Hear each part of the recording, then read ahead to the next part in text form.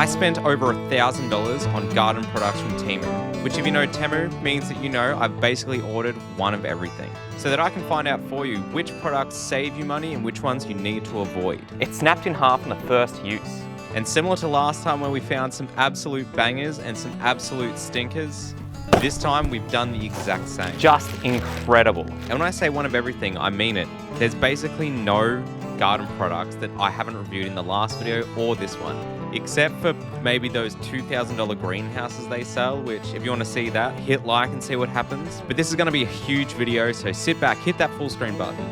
Let's dig into a product that somehow manages to be both outstanding and disappointing. Last time I made one of these product review videos, by far the worst part was all of the assembly that I had to do. So I said, this time, I'm not buying anything that requires a bunch of assembly. But then I found something that I really wanted to try, so we're gonna have to put something together that by the looks of it comes in about 100 pieces. In this box is a brand new potting bench that on first impressions, I was really pleased by the quality of materials. And I was also quite frankly blown away by how easy it came together. However, that feeling slowly started to change once I began to try and put the top on. So once I'm done editing this, I don't know what I've just put before this, but in real life, I was just talking about how impressed I am with how easy this is to put together. All of the screws are all aligned perfectly. The only bit that was a little bit difficult was pushing in the dowels that hold together these little back pieces. But scratch that. The top, I'm about a half an hour into just trying to get these top 4 screws on, and they don't seem to work because they're recessed a little bit too far, so that once the screw comes through, it only comes through about, I don't know, 4 mil or so, and the threads only start maybe 3 mil down, and no matter what kind of angles or anything I try, I can't get the threads to hook into the top. So I'll keep trying this for a little bit, and if I can't get that to work, I'm just gonna have to use like self-tapping screws or something to actually get it attached. After 3 days off camera of trying to get this to work without having to modify it, I eventually just had to pull out my spade drill bits and increase the length of the holes that the screws go into so that it would actually screw together. Almost unfortunately, once it's assembled, it's actually a really nice piece of garden furniture. Except it has one other manufacturing issue. The galvanized steel top of the potting bench still has its sheet metal stamp left on it, which is a bit disappointing. Out of our 3 categories of a definitely recommend, a don't recommend, or a it's a good option, I think the finished product is a good option, but if you have to deal with it with these manufacturing issues, then I think it's more of a don't recommend. Oh, I should probably mention, in case you've never run into Temu before, it's an app where you can purchase products directly from China that saves you a bunch of money compared to buying them in retail because you're cutting out a whole bunch of middlemen. And if you have never used it before and there's anything in this video that you are interested in, if you use the code on screen or link in the description, you'll be able to get a bit extra off whatever you first purchase with an exclusive Culinary Garden $100 coupon bundle from Temu. Now back for a group of products I'm really excited to check out. Now, here are 3 products I bought to be used somewhat together that I'm really excited to try because they all have to do with a similar type of gardening. Now, this is going to be one of the few times that I'm going to adventure outside of the realms of veggie gardening, because there was a couple of years where this was actually the main thing that I was doing in the garden, but I haven't done it for a while, and I thought this would be an interesting opportunity to get back into it, and that is bonsai. The first one is the cheapest, and I think is going to be possibly the most likely one for me to recommend out of these. And that is just these plastic bonsai pots, because usually one of the most expensive things when you're first getting into bonsai and using nursery stock or potentially some found plants is actually just getting the bonsai pots to start with. So getting 3 of these for what works out to be about a couple dollars each, I'm looking forward to trying out that. And the next one, of course, is actually a nice ceramic artwork pot. Now this is about 3 or 4 times as expensive as getting all 3 plastic ones, but that's still cheaper than getting these from somewhere like Bunnings. And last is an entire Bonsai toolkit. So I think what I'm actually going to do is, I have some nursery stock to start to turn into a bit of a bonsai tree. I'm gonna have a go at this. I will probably include me doing this on the second channel, and then we'll come back and I'll tell you what I think about these products. All right, let's jump straight into a lot more of just a straight gardening product. Something that is really popular that a lot of people love. I've never tried, but you also kind of get curious if the cheaper one off Temu is going to be any good, and that is one of these vertical planters, which, oh my God, I didn't realize actually comes with a bottom with wheels. And I've been thinking about how much I regret not ordering something for the bottom to help me move it around because of how heavy it's gonna get. I'm so glad that this comes with caster wheels. It looks like what we get is 5 of the actual containers, and then each one just has a little layer to help give it a little bit of a water wicking ability. To assemble it, I start by filling all the layers with soil and then give them a good soaking. To start with, I'm planting this out with Asian greens, specifically wombok and bok choy. I left the bottom layer free because later on I want to fill that with strawberries. But from the second layer upwards, I plant the seedlings close to the edge so that they can grow out and away from the planter. I'm leaving a couple other spots spare so that in about a month's time I can replant these with more seedlings so that I can have a continuous production of these leafy greens. I mulch the top because it feels wrong not to, even though this is meant to be pretty moisture efficient, and just leave it to grow in. After a couple of weeks, I'm really impressed by how well this has been growing. Ultimately, I was a little bit disappointed by the size. I would have liked something a bit taller, but if the size is right for you, I think this is a fantastic option. Now I have a couple products that my garden's really in desperate need of heading into winter, especially because on some of the days when I finish work a bit late and I need to get out here and water the garden when it's already dark, there are no real outdoor lights that hit over here. And one of the things I've always wanted to do is cover this big trellis over here in really nice rustic looking festoons, which match the other area of my garden. One of the problems I run into is that over there, there's no power. There's no real way to get power over there. The nearest power point to this, I would have to run probably a 30-meter extension cable. I did manage to find these ones that are both low voltage and solar. So I'm really hoping that that might mean that they can actually put out some decent amount of at least nice looking light. And then on top of that, I have bought this nice bright LED spotlight that is also solar powered to help me actually just properly illuminate the area when I want to just come out here at nighttime. But to start with both of these, I need to just start by letting them charge. For the next product, I ordered a little seedling greenhouse. However, upon discovering that it doesn't actually have a bottom, I had another idea of how to use this besides just as a little seed house. And that's it. If I was to put it directly over a spot on the garden bed, I can use it to help me raise seeds, especially direct sown stuff like carrots is exactly what I want to plant here. Except the problem that I run into is because of these two studs here, I need to put it a little bit further that way, and these plants are in the way, which is a basil plant and a Brussels sprout plant.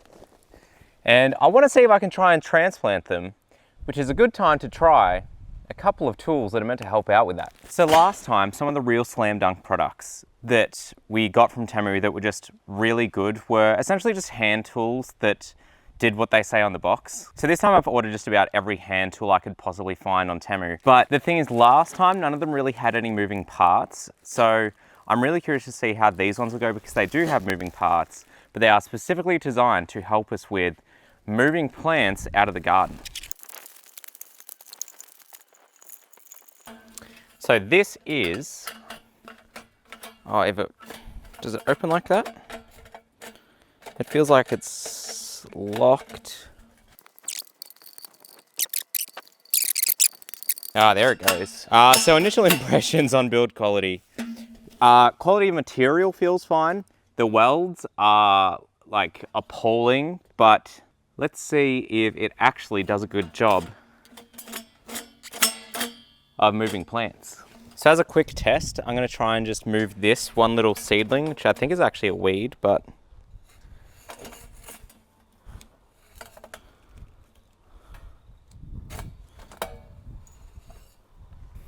it's not good. It doesn't do anywhere near as good of a job as just using a little spade. And it might not have showed up on camera, but I actually transplanted a couple seedlings to get different shots, and a couple of them had basically straight up kills by just dumping dirt on them. This is bad. This is bad. 0 out of 10.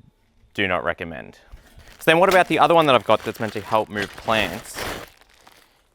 Is essentially a little hand version that, again, weld quality is pretty shocking, honestly. Quality material selected feels fine. But this one, I just don't understand how it's meant to work. I tried transplanting with it multiple times, and this is the best attempt. Also bad. Do not recommend. Just use a hand trowel. Now I've got to move the basil, but it's covered in bees. We'll come back to this later. So heading into autumn, we're probably going to need to start thinking about protecting plants from frost, especially seedlings, and potentially some of the pests that come around that time of year, or potentially also just protecting from pests in general. So I bought a couple different products to try that might be able to help out with that. This first one, I was quite intrigued by because this would suit me quite well, who's always moving stuff around the garden, which is just this little fold out net that is conveniently exactly the width of my garden beds. And I've had a bit of a play with this so far, and I'm fairly impressed by this. The only thing is I wish that they just included some sort of loop to be able to peg it in, because the structure itself is as sturdy as you need it to be, except for if you push one of them in the wrong way, you're just lifting up the edges. So if you got one of these and then just weighed down the edges or just slotted a peg through yourself, even though you damaged the net, then they actually do become a pretty decent option. Definitely if you want non-permanent bed netting that is, you know, small-ish, maybe for 1 or 2 crops at a time, I definitely think these are a good option. But then the next one is one that all gardeners need in their arsenal, but not enough beginners know about, especially in Australia. This isn't as common of a thing. If you're in a cooler part of the world, like England or whatever, you probably already know. This stuff is just nicknamed Fleece. It is just a gardener's fabric where it's actually quite nice and loose and light, and the idea is that this is so nice and light but is still a covering that it does a really good job of keeping frost at bay. You can leave it literally just draping over plants and it doesn't damage them, even young seedlings, because it's light enough in terms of weight. But then it also does a decent enough job at still letting sun through the day. So once frosts start becoming an issue, this is a great thing that I normally just leave at the end of the beds. Anytime it's going to frost, you just whip it on. Also during the Australian summer, I use these a fair bit. If we start to get a bit of a heat wave, you can leave this over the garden for a day or two, just to try and help give the plants a little bit of a break from the hot sun. And I mean, it's exactly what it says on the box. This is the exact same feeling material as what you get from actual agricultural supply places in Australia. So if whenever you're looking, the price point is cheaper, this is a great option to buy. All right, next we have a couple more hand tools. One I've wanted for ages, one I have never seen this style of until I was trying to find stuff to buy for this video. Hopefully they're not as disappointing as those last hand tools. The first one is one of these sort of pinch and lever weed pullers that are really popular in lawn care. We'll give it an actual go in the lawn. I actually had to do a fair bit of looking around the yard to find some weeds that we could try this out on, because there's not actually many over in the main lawn area, but you just spread it apart, you jam it in either side of the weed, and then you just kind of pull back and it just snapped. It snapped off. Literally first use. Yeah, snapped on the first go, so definitely don't recommend. Hand tools are taking a beating this time.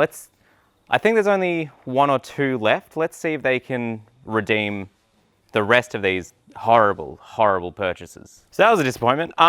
So I really hope that me showing you how bad some of these are doing this time helps prove that when I'm recommending something, like, I actually think it's pretty decent. And oh God, there's assembly to this one. But anyway, this one is actually a hand soil tiller where we are going to be able to stick this in the ground, rotate it. There's some nuts and bolts to put together. I'll quickly whip this together and then we'll give it a go. On initial impressions, this is definitely the most serious feeling of all the hand tools that we've gotten so far. Like, it definitely feels like it's a properly made to last product. And on the insert of this, they've actually got a brand name to this, Wallency, I think, and they give you a happiness, satisfaction guarantee with it, that if you don't like it, they'll provide you with a full refund. So they're confident. So we've got this bit of garden bed, which I don't like tilling garden beds that are already established, but I actually need to do a fair bit of a soil changeover with this stuff, and I'm going to be moving these soon, so I don't mind using this as a test. But the idea is you just stick it in and rotate it clockwise.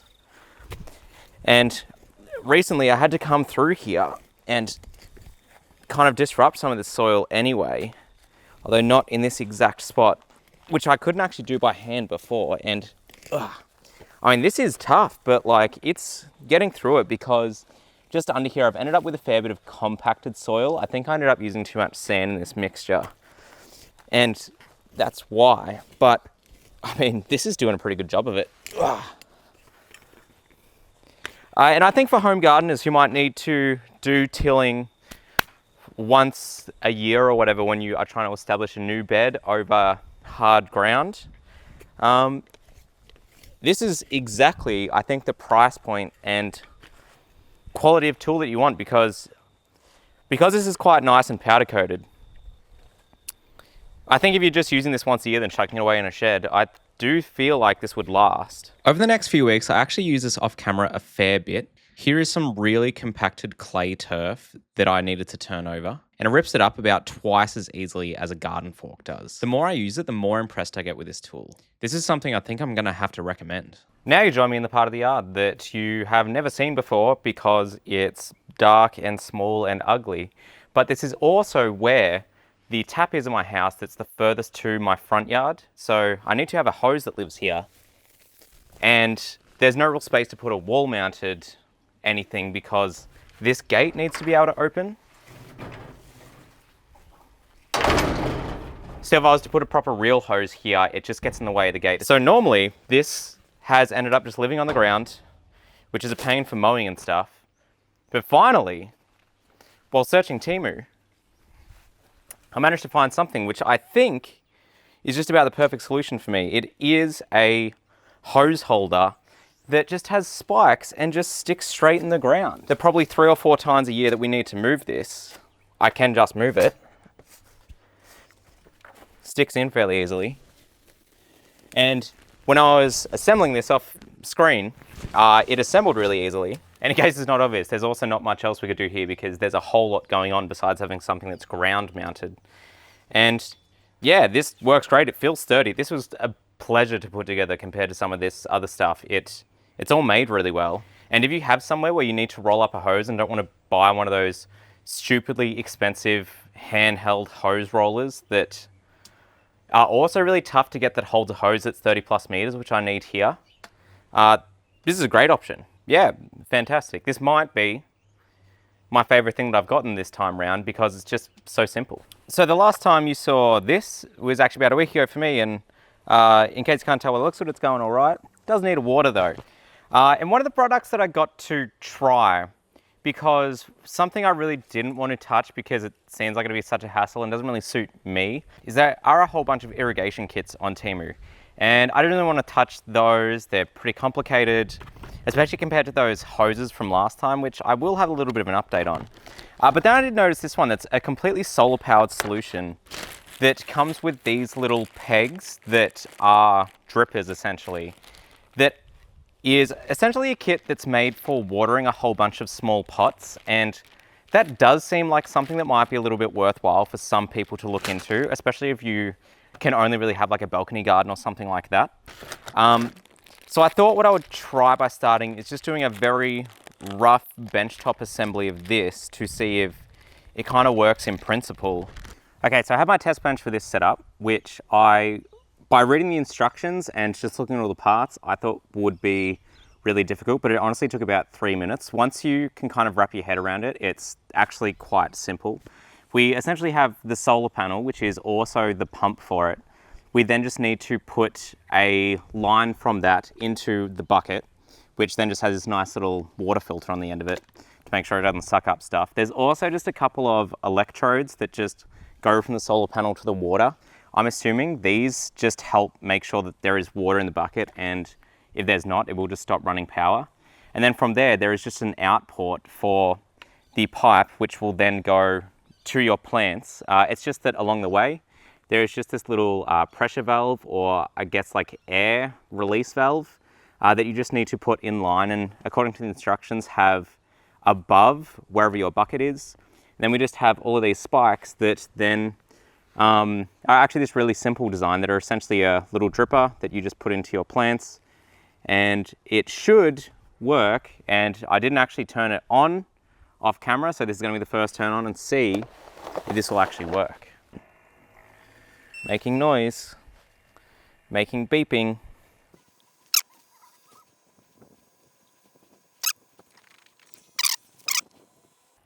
Well, that works, and according to the instructions, there's a way to put a timer and stuff on this. So I'll hook up maybe just a couple more in line. We'll check that it works like that. Okay, so test part 2, only this time I've got it running into 3 pots. If I turn it on, okay, the N1 came off. That's probably, okay, this one came off. So they're working. My worry with those first couple just popping off is that eventually you probably will just have one that just pops off, and then that's the only one that gets water, or even worse, it's probably just gonna throw it out. I think if it works, this is a definitely recommend because of how just nice set and forget this kind of is. You come and fill up the bucket, which is something that's really easy, far easier than just coming out to water a couple pots. I definitely think this is something that will have a permanent place in my garden somewhere, because once this is set up, I think it's just a bit too convenient. Next, we have something that I bought for no other reason than I like shiny things and it looked weird. And that is this automatic tying gun. It helps you trellis up your plants in a super fast and easy way. It works perfectly right out of the box. My only reservation is that the ties themselves are made out of plastic. And I personally just try to avoid single-use plastics in the garden. For this reason, I'm only going to keep it in a good option. Although that is very satisfying. Next is a product I've looked at buying or making a fair few times before, so I thought since they sell a version of this on Temu, why not give them a go? Which are a couple of these, which are essentially these canisters that we dig into the garden to be in the middle, that we then just chuck food scraps in and worms come and eat them, and you essentially end up with worm castings just being produced in the middle of your bed. And it's a bit of a space efficient, fun way to do vermiculture if you don't want to dedicate space to setting up a whole worm farm. So I figured we'll dig one in and give it a bit of a go. So I used my garden auger, which is also from Temu, that featured in the last video for this, because this is one of the things in the last video that I just keep using time and time again. Because check out how convenient that is. Now, how long this will take to start working properly will probably be on the scale of a couple months. That's how long it'll take for the worms to kind of move in properly to this. In terms of build quality, those, I'm really happy with them. The only thing is that they don't come with any lids. So as a bonus tip of something that you can do, or maybe even should do in the garden, but it's perfect if you need to cover up something like this, or maybe even an gourd, is if we just take any sort of saucepan or planter bottom, something that can hold water, you fill it with some rocks, maybe some wood, and then also fill it with water. And we're actually creating a bee bath, which is really great for beneficial insects in the garden, like pollinators, bees, that sort of thing.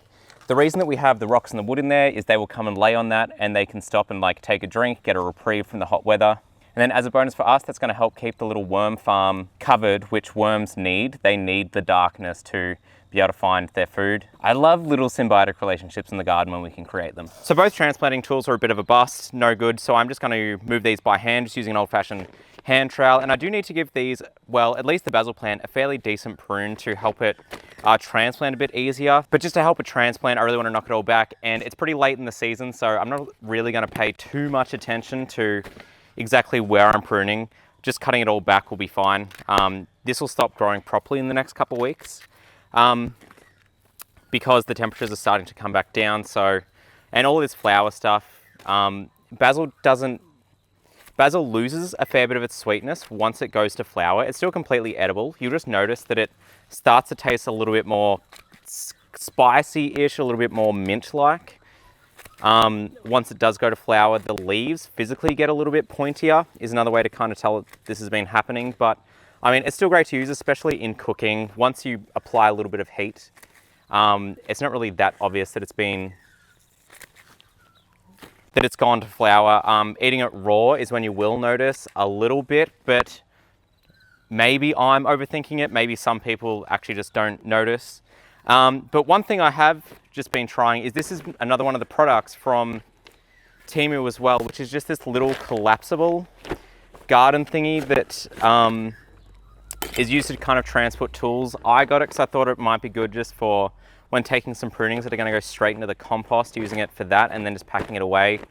The big problem with it is just that because it is so light that it just kind of flops over as soon as you put anything in it. So I think if you just ignored the fact that the tool thingies are on the outside, it's still a bit small. I don't think I would ever use this over a bucket, but I mean, if you're really cramped for space, like it's definitely something that you could use. But let's get to digging this out so that we can finally try that greenhouse.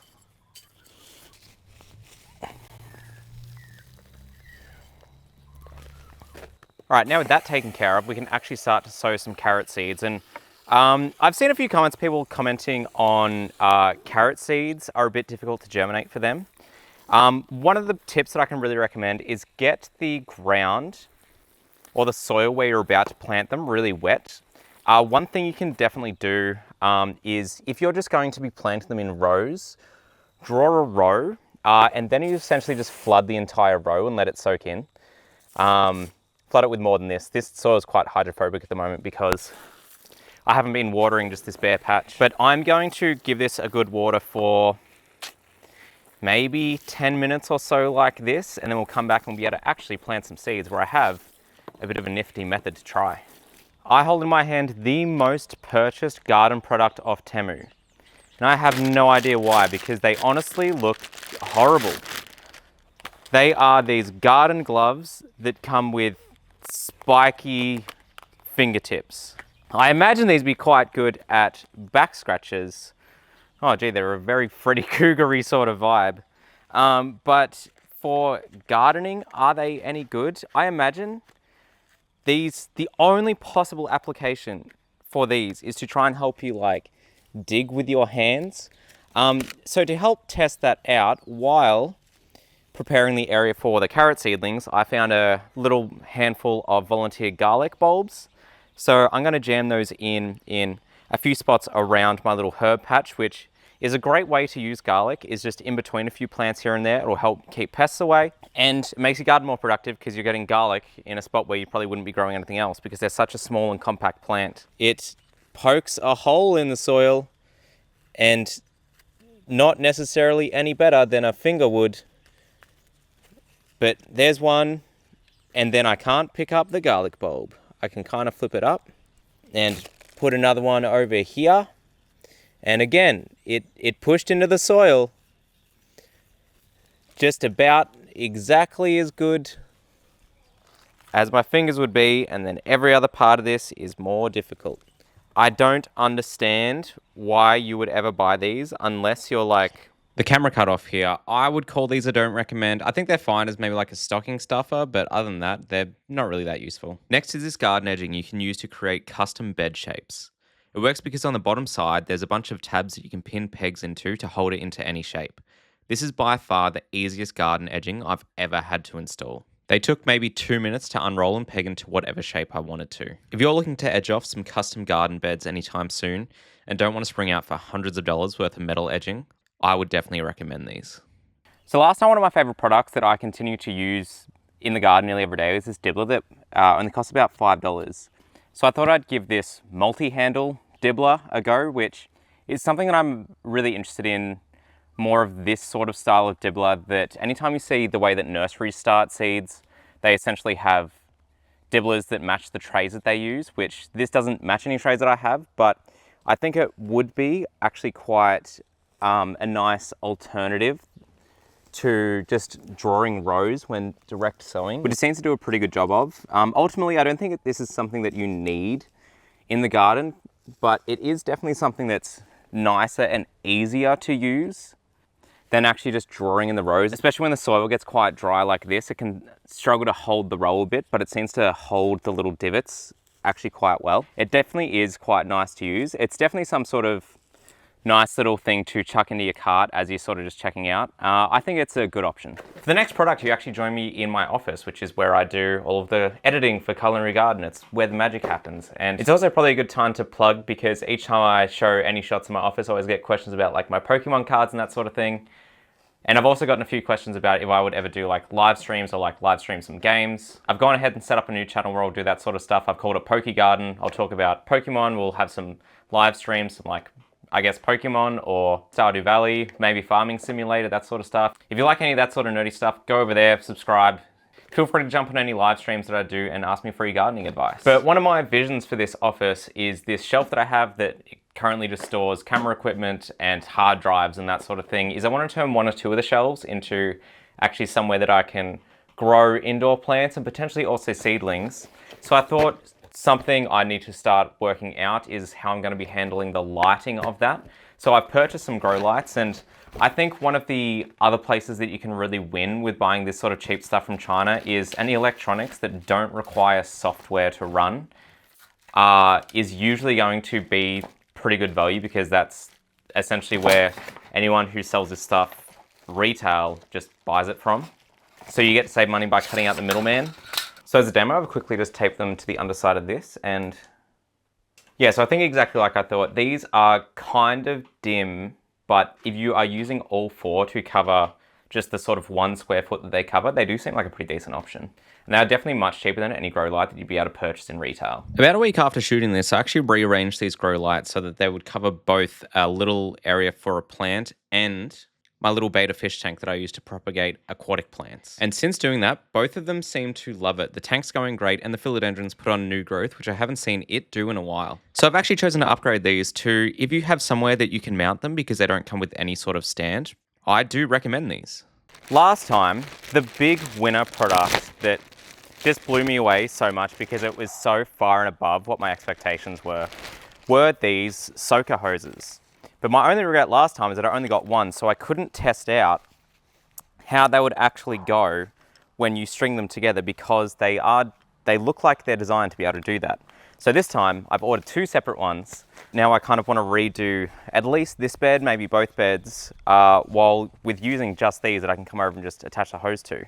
So let's try out what these are like when you chuck them together. When stringing 2 of these together, they absolutely work great. They do definitely take a lot longer to inflate than when you're just using one, but after about 5 minutes or so, they're both dripping water great. These are still an absolutely recommend. So now that I've used them for a week, what do I think about the expensive bonsai pot, the cheap bonsai pot, and the bonsai tool kit? Well, the expensive bonsai pot I think is great. It's really nice quality. It's exactly the same sort of quality that I would expect to pick up from a nursery that actually stocks bonsai supplies. So these just come down to if you like them and if it's the right price for you, these are a good option.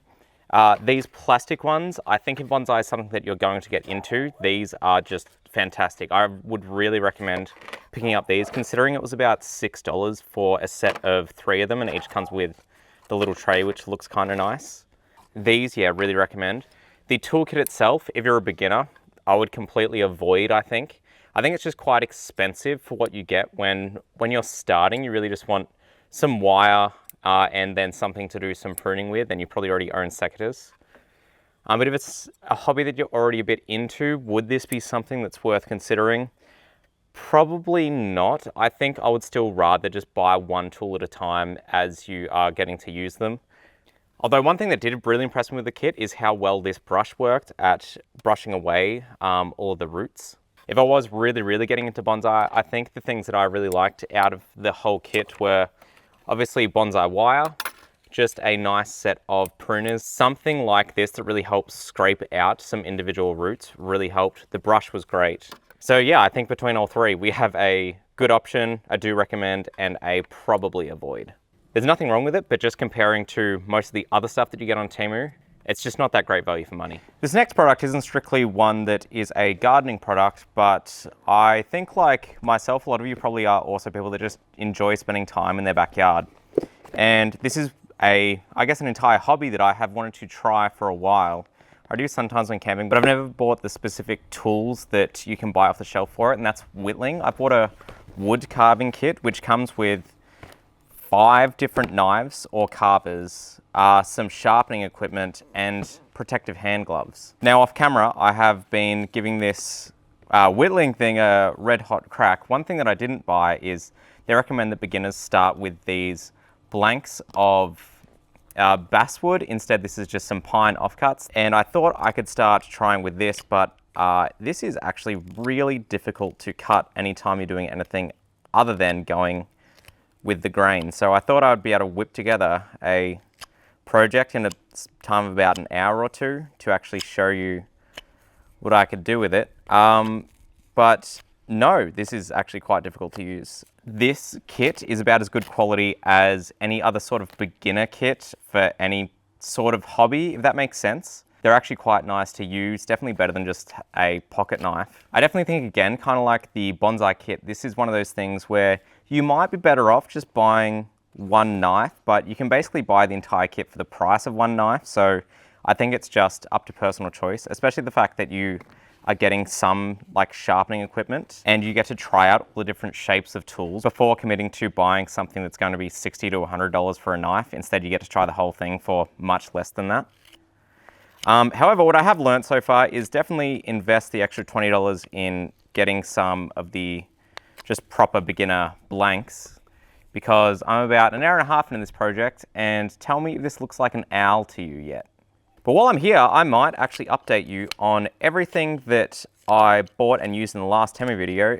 It's about 6 months since once I first got and started using all that stuff. And so far, of all the things that I recommended, or at least I thought was a good option, because that's all the stuff that I have continued using, so far only one thing has sort of failed in terms of longevity, and that is actually the fish tank. What's happened there is the plastic perspex itself has started to get quite hazy, and no matter how much I clean it, that doesn't seem to go away. Looking on some aquarium and fish tank forums, that seems to be quite common with plastic fish tanks, so it's more of a material problem of just cheap fish tanks in general.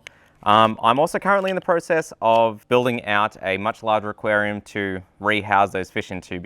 For those of you wondering where the promised video of me diving into a bit more detail with that aquarium aquaponics project, it's because I'm going to wait until this next tank is complete, and then I'll kind of do the whole thing in one go. Join me right on the brink of dusk, and over the last week or so, I have been trialing out these lights. What I think about the floodlight is that this is nowhere near as bright as some sort of low voltage or mains floodlight that you would plug in or actually have an electrician wire in. However, it is by far the brightest solar powered light I've ever come across. How long it's on for seems to be nothing special. You get kind of a couple hours out of it, maybe 90 minutes or so. It does come with a remote with a bunch of settings where you can set it up on, I think, motion sensor or just like on off with the remote. I'm just not dealing with that, because what I really want is just for my garden to be nice and lit up for those couple hours between sunset and when we go to bed. As for the festoons, I've been really impressed with them. I'm just waiting for it to get dark enough for the solar panel to switch them on automatically. But tonight will be the first night that I've actually strung them up a bit, only with a couple of cable ties, just to double check that they actually look nice once they're up there. And then if they do, they'll be going in as a permanent structure and a permanent feature of the garden, which having festoons up against this thing has been something that I've had as part of my garden plan from as soon as we moved in here about 2.5 years ago. So it was really exciting to finally see this switch on for the first time. One thing I do like about the festoons is that they are a proper quality product. This will actually be funny to see. We'll see my cheap solar lights from Bunnings compared to the ones from Temu. I think for the spotlight, if solar is your only option, it's a great option. Don't expect for it to outperform the class of product that it is, which is just a self-contained little solar unit. For the festoons, they're as high quality a festoon as you will buy in any retail store. If you're like me and specifically looking for high quality solar festoons and ones that can also be run off low voltage if you ever need that, I definitely recommend them. Next we have what is probably my just absolute favorite thing that I have bought, maybe not just from this Temu order, maybe in the last 12 months in general. And that is this coffee siphon brewer. I bought this to use it outside so that I could literally brew coffee while in the garden. It hasn't worked out because the flame just gets blown out by the wind, but this is still my new favorite method of brewing coffee. And assuming you've probably never seen one of these before, because they're not very common anywhere other than Japan or in some niche coffee circles, but I'd seen one or two of them twice, and I noticed that on Temu, they're really cheap. They're only about $30 or $40, depending on what one you get. And what's super special about these is that Even though they look complicated, they're actually really simple to use. They even feel simpler to use than something like an AeroPress or just a pour over coffee.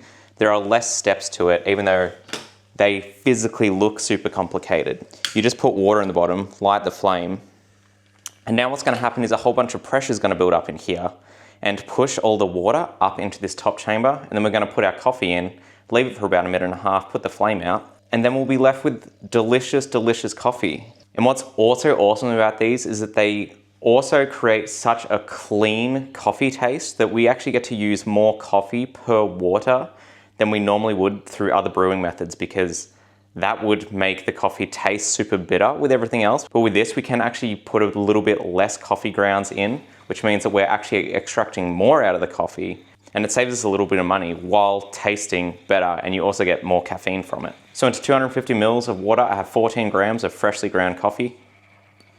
We put that in and we leave that in here for about 1.5 minutes. And we give it a stir 2 or 3 times. And now that 1:30 has passed, we just remove the burner. We put it out with the little top that comes with it. We'll give this one last stir. And the goal is this is an optional step, but just create a little bit of a swirling motion as the coffee drains out, which is nearly immediately. And there is a filter in here that's attached by a spring to the bottom. And as this drains out, we'll be left with this really satisfying little mound at the top. And then we simply just remove the top, which is quite easy. It comes with a little lid / holder for the top part of the siphon. I bought this to use it outside so that I could literally brew coffee while in the garden. It hasn't worked out because the flame just gets blown out by the wind, but this is still my new favorite method of brewing coffee. I've used it, I think, every day and usually multiple times a day since getting it. If you are at all interested in brewing your own coffee or just like something that looks a bit quirky and fun, I absolutely recommend this. Back to the carrot patch where I've spent nearly that whole time watering the soil. Right, so this place is really nice and wet, and you can also kind of tell by the fact that the water's no longer really pooling on top. Once it starts to draw down a lot easier is also usually a pretty decent indication that the soil is actually fairly wet underneath, as opposed to before when it was literally just puddling on top. Now normally I just sow my carrots in rows, works really well, but this time I thought I would try something a little bit different. And that is actually using a square foot planter. Now, if you've never come across the square foot gardening method, it's this super simplified version of plant spacing where you just divide your garden up into square feet and then plant according to these spacings, which this one actually comes with a handy sheet for, so you don't even need to buy the book. To use the square foot planter, you use the included dibbler to punch neat little holes evenly spaced. You then drop your seeds directly into those holes and then move the planter along, aligning the straight edges with each other. I repeat this process to fit the 8 square feet that this little greenhouse will cover. This should now actually fit in here, and I just want to make sure that I'm not actually putting it the sides on top of seeds. Oh, perfect. Perfect. Oh, I crushed a marigold or two. There we go. God, that's so satisfying how well that fits. Not made for it. As for the review of the seed house, I think the design is great, but ultimately the build quality is just not there. I'm really not confident this is going to hold up well in the wind. And for that reason, combined with the price, which is a bit on the higher side, I think this last one I'm going to give a do not recommend. If you have made it this far, thank you so much. This video has been a huge undertaking. The raw footage for this video alone is over 450 gigabytes. This is by far the biggest scale video I have ever made. I couldn't have done it without the Patreons. Let me know which of the products this time around you found the most surprising, either in a good way or a bad way. Remember, new users to Temu can get a $100 coupon bundle by using the code on screen or in the description. Thank you very much, and I will see you next time.